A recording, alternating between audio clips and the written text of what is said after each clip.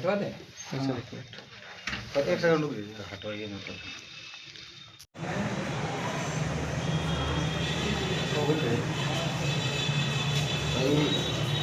तो हमको लगता है कि सर दूसरी मर्द पकड़ा रहा है यहाँ पर। इसको हटवा देना सर।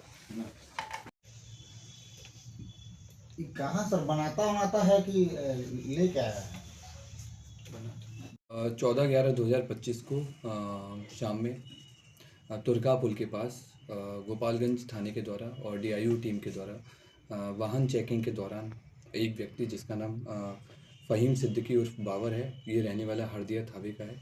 इसको वाहन जांच के दौरान पकड़ा गया। चेकिंग के दौरान इसके पास से हमें एक देसी कार्बाइन, एक देसी पिस्टल, 10 जिंदा कारतूस जिसमें 9 mm के 9 थे और एक 8 mm का एक कारतूस था, 3 मैगजीन जिनमें से 2 मैगजीन कार्बाइन की थी, एक पिस्टल की मैगजीन है, अपाचे मोटरसाइकिल, मोबाइल और चाकू और हथियार साफ़ करने वाली किट बरामद हुई।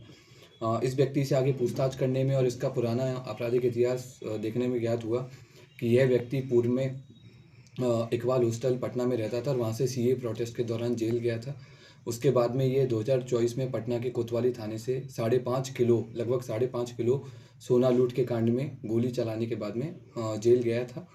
उसके बाद ये इधर आकर के रहने लगा और यहाँ पर ये ज़मीन का काम शुरू किया।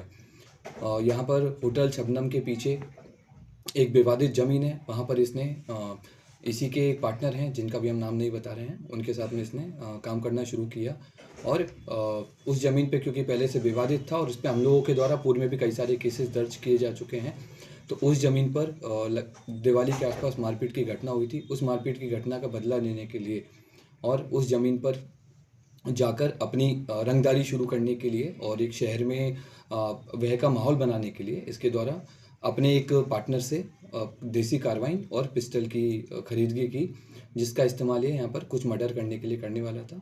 तो वो सब अभी हमारे अनुसंधान का पार्ट है, इसलिए हम लोग उसको ओपन नहीं कर रहे हैं। हम लोग इसमें आगे और भी जांच कर रहे हैं कि इसका जो पुराना आपराधिक इतिहास, क्योंकि फतह में भी एक केस हुआ था, उसमें भी इसके द्वारा घटना करने की कोशिश की गई थी, लेकिन पुलिस के द्वारा इसको पकड़ लिया गया।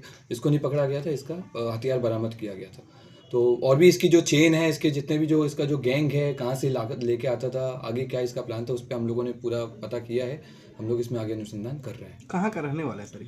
ये हरदिया थावे थाने का रहने वाला है। चुनाव से भी जुड़ी कोई बात नहीं थी? कल मतगणना नहीं, इस चुनाव से जुड़ी बात नहीं है, लेकिन इसमें कई सारे जो इसके कन्फेशन में हमें कई सारे ऐसे वाइट कॉलर लोगों के नाम, कई सारे ऐसे ज़मीन माफियाओं के नाम सामने आए हैं जो अपने आप को जनप्रतिनिधि बोलते हैं, लेकिन वो ज़मीन के कारोबार में काफ़ी सक्रिय रूप से गोपालगंज में एक्टिव है। बिहार के अलावा और भी किसी राज्य से इसका कनेक्शन जुड़ा है सर? नहीं, अभी ये सिर्फ गोपालगंज, वैशाली, पटना में इसका कनेक्शन है।